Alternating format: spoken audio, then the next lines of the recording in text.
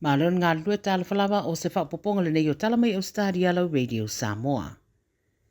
E lua se fulua onga wa tapuni e le so na o la mtianga mai afi ma fua mai le bevela tele o le so i le stete o New South Wales.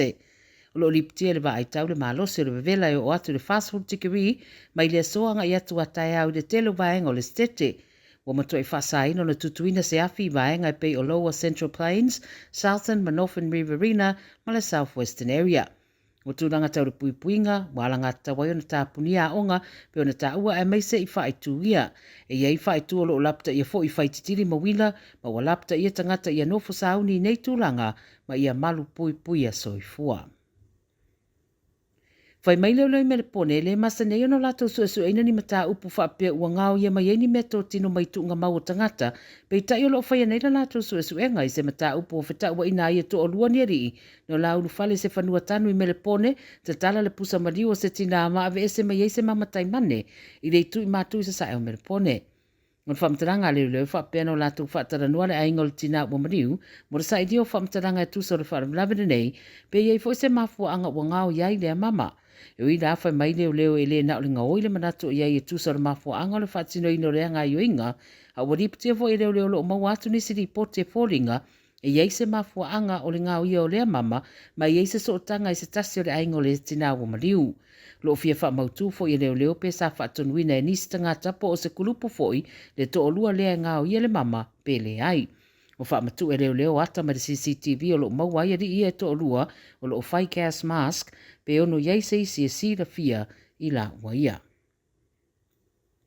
O le mafui e malosi wale ipatia na lulu i Vanuatu le pōna pō o whamawina rona malosi i le fitu te simaretasi. Whamawina le tusa mariselau 2 kilomita le tu i sauta le taulanga Ausetalia i le motu o Tana pe ona ipatia le US Geological. Pa mai le loloto le mafui e fasu 2 kilomita i lona o ngā tonu ai titi se tūlanga i ono a awhia ini soifu o nisi pe whaaleanga i nai fo ini mea se tele. O Vanuatu pe amare tolu se lau tolu su fitu wafe le whaitau au whai o tangata o lo iai, ai pe amare a whenua se lau tangata i lunga le motu leo Ausetalia.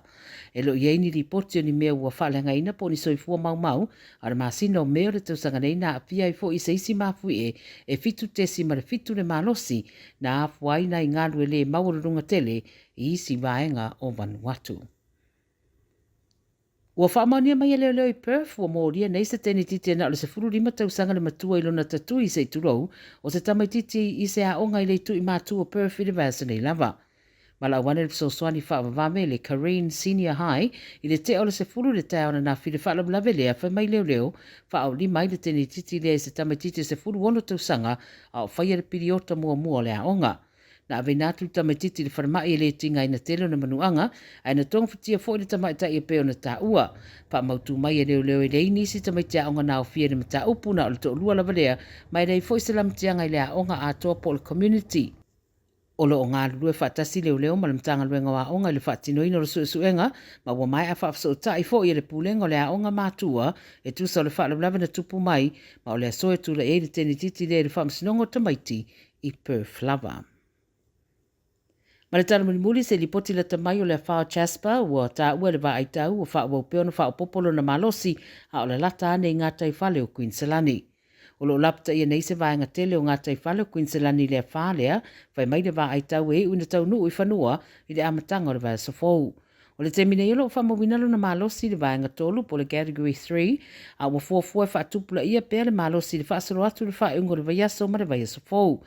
Ngo fautua ina tangata ia whaua upeo na mata i tūtūranga o lea whālea e fōringa e whailava si malosi. Pa manatu e leo i tangata i lea whae tū whaafonga pia i le itio ma televise ia ma ia siaki i teimi uma le tala o le tau ma ia tāpena fo i mea mana o mia mo le saunga le mū e meise lava i mala whaana tua ia e pei o whaa.